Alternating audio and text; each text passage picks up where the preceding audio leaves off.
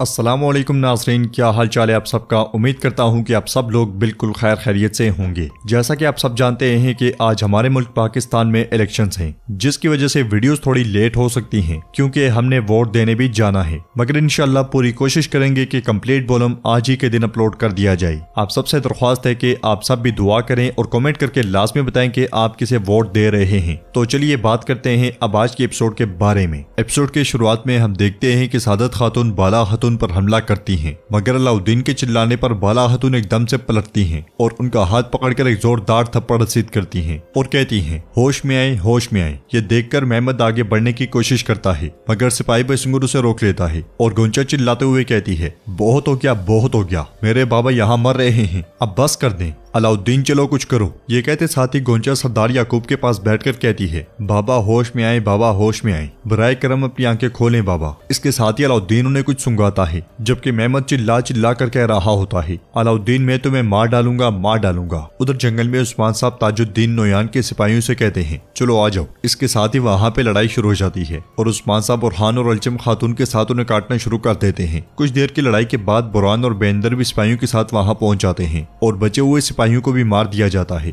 बेंदर कहता है, हुजूर जब हम भागने वाले जासूस का पीछा कर रहे थे तो हमने तलवारों की आवाजें सुनी और हम यहाँ आ गए। तो उस्मान साहब कहते हैं, ये हमलावर मंगोल थे, इन्होंने काइयों का बेस बदल रखा था। बेंदर पूछता है, इस सब का क्या सबब हो सकता है हुजूर, ये ऐसा खेल क्यों खेल रहे हैं। जवाबन उस्मान साहब कहते हैं, यानी शहर में याकूब साहब पर हमला करने वाले जंगजू भी इसी तरह के लिबास में थे। वाज़ेह है कि वो काई और गरमियान के दरमियान दुश्मनी को हवा देना चाहते हैं, वो जंग चाहते हैं। इधर गोंचा रोते हुए बाबा बाबा बाबा उठे पुकार रही होती है। सादत खातून भी रोते तड़पते हुए सरदार याकूब के पास बैठते हुए कहती है, अपनी आंखें खोलें याकूब, अपनी आंखें खोलें। मेहमद भी काफी ज्यादा जज्बाती दिखाई देता है और एक ही बात कह रहा होता है, मैं तुम्हें मार डालूंगा अलाउद्दीन, मैं तुम्हें मार डालूंगा। यह सुनकर वहां पे आने वाली मनून खातून कहती है, तुम किसके महल में किसे मारोगे मेहमद, सिपाहियों इसे जिंदान में ले जाओ। मेहमद कहता है, छोड़ो मुझे, मैं कहीं नहीं जा रहा। जबकि अलाउद्दीन मुसलसल सरदार याकूब के सीने के साथ सर लगाकर सांसें महसूस करने की कोशिश कर रहा होता है। सादत खातून मलून खातून से कहती है, अब से तुम्हारे पास ना कोई महल बचेगा और ना जमीन, तुमने जो करना था कर लिया। उनके शोर करने पर अलाउद्दीन गुस्से से कहता है, मैं इनके दिल की धड़कन नहीं सुन पा रहा, बराए मेहरबानी खामोश नहीं।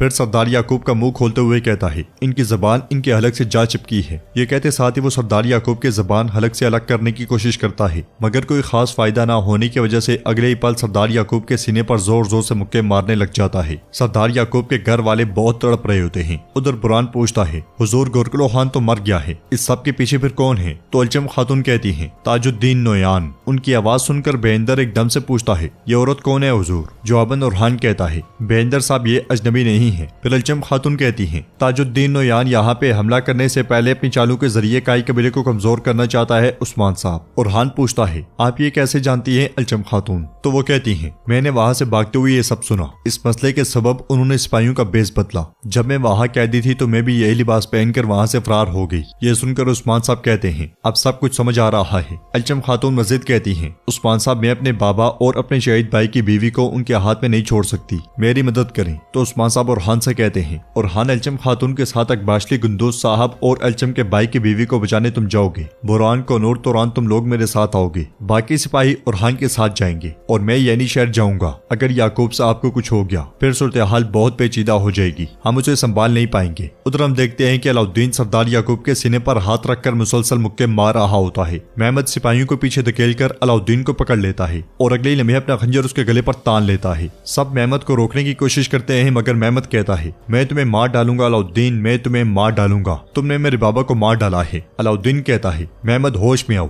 बाकी सब भी उसे छुड़वाने की भरपूर कोशिश कर रहे होते हैं। इसी लम्हे सरदार याकूब सांस लेता है। ये देखकर सादत खातून कहती है, तुम्हारे बाबा जिंदा है मेहमद। ये सुनते साथ ही मेहमद अलाउद्दीन को छोड़ देता है और अलाउद्दीन सांसें महसूस करते हुए कहता है, इनकी धड़कन आहिस्ता चल रही है। ये कहते साथ ही वो उन्हें जल्दी में एक दवा पिला देता है। सादत खातून अलाउद्दीन से पूछती है, अलाउद्दीन साहब कुछ तो बोले, क्या ये बच जाएंगे। जवाब में अलाउद्दीन कहता है, हाँ अब ये ठीक है, लेकिन हमें एहतियात से इनकी देखभाल करनी होगी। उधर एक कमरे में अलजन गाजी के साथ मौजूद होती है और गाजी बेचैनी से टहलते हुए कहता है, मुझे ये मेरा वजीफा कहकर आप मुझे बेवकूफ बना रही हैं। इस कमरे के अंदर रहना ये कैसा वजीफा है। क्या होगा अगर उस लंबे शहजादे ने गोंचा खातून को अगवा कर लिया, जबकि मैं यहाँ हूँ। मैं जाकर गोंचा खातून को अगवा कर लूंगा। करूंगा। ये कहते साथ ही वो जाने लगता है तो अलजन पीछे से उसे चम्मच दे मारती है और फिर उसे पकड़ते हुए कहती है, मेरी तरफ देखो, आज तक तुमने मेरे हाथों कभी असली मार नहीं खाई। अगर एक कदम भी बाहर रखा तो देखना मैं तुम्हें उल्टा लटका दूंगी। ये कहते साथ ही वो उसे फिर से बिठा देती है। इस समय जिरकुतै वहां दाखिल होता है। जिरकुतै को देखकर अलजन एकदम से कहती है, क्या तुम्हें दर्द हो रहा है?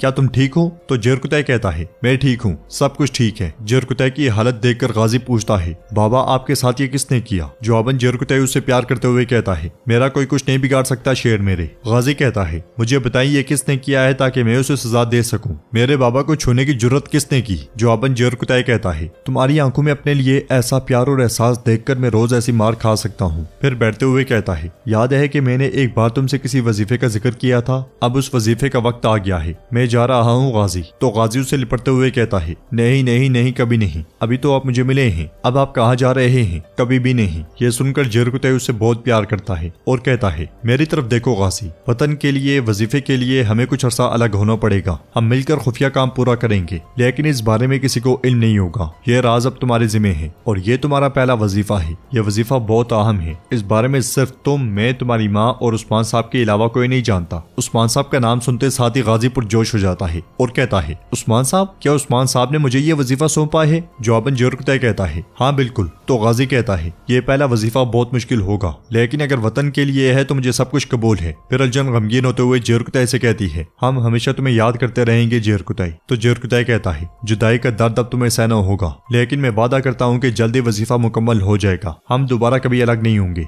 एक बाबा और एक जिरकुतै का वादा है। ये कहते साथ ही वो उन दोनों को गले लगा लेता है। उधर हम देखते हैं कि सरदार याकूब उठ बैठता है और सब लोग उसके पास मौजूद होते हैं। इसलिए में उस्मान साहब वहां दाखिल होते हैं। उस्मान साहब को देखते साथ ही मेहमद आगे बढ़ते हुए कहता है, कहाँ है वो बदमाश जिसने मेरे बाबा को तीर मारा? तो बुरान उसे रोकते हुए कहता है, दस्तूर मेहमद दस्तूर। सरदार याकूब भी मेहमद को रोकता है तो उस्मान साहब कहते हैं, सुनो तुम्हारे बाबा क्या कहते हैं, ताकि तुम लंबी जिंदगी जी सको। फिर उस्मान साहब के कहने पर सब लोग चले जाते हैं और सरदार याकूब उस्मान साहब से कहता है, सबसे पहले अल्लाह के करम से और फिर आपके बेटे अलाउद्दीन के बदौलत में जिंदा हूँ उस्मान साहब, बताए मुझे कौन मारना चाहता था? जवाबन उस्मान साहब कहते हैं, ताजुद्दीन नोयान। यह सुनकर सरदार याकूब हैरानगी से कहता है, उसका हमसे क्या लेना देना? अजीम उल जायदों का भतीजा, मुझे मारकर उसे क्या फायदा होगा? तो उस्मान साहब आगे बढ़ते हुए कहते हैं, याकूब बे, वो अच्छी तरह जानते हैं कि आप अपने बच्चों को जासूस के तौर पर इस्तेमाल कर रहे हैं, वो आपकी कमजोरी को अच्छी तरह जानते हैं। बताए मुझे, अगर आप यहाँ अपनी जान खो बैठते, आपके घर वाले इसका जिम्मेदार किसको समझते? फिर आपका खानदान और हम एक दूसरे के मुखालिफ हो जाते, सदरान हमारे पीछे खड़े हो जाते, वो तुर्कों के हाथों तुर्क भाइयों का कत्लेआम करवाना चाहते हैं, लेकिन अल्लाह का शुक्र है कि हमने इसकी इजाजत नहीं दी, हमने उन्हें उनके मकसद तक नहीं पहुंचने दिया। वो हमारी कामयाबी से नाखुश होंगे और इस बात से भी कि हम आगे क्या करेंगे। लेकिन याकूब साहब, आप अपनी लालच के हाथों मजबूर हो गए और मेरे खिलाफ खड़े हो गए। जवाब में सरदार याकूब शर्मिंदा होते हुए कहता है, आप हक पर हैं उस्मान साहब, खास तौर पर जब मैंने सुना कि मेरी खातून और बच्चों ने क्या किया, मुझे इल्म नहीं था। यह सुनकर उस्मान साहब कहते हैं, लेकिन इससे कोई फर्क नहीं पड़ता। आपने मुझसे कहा था कि जो अपने अहलो अयाल का ख्याल नहीं रख सकता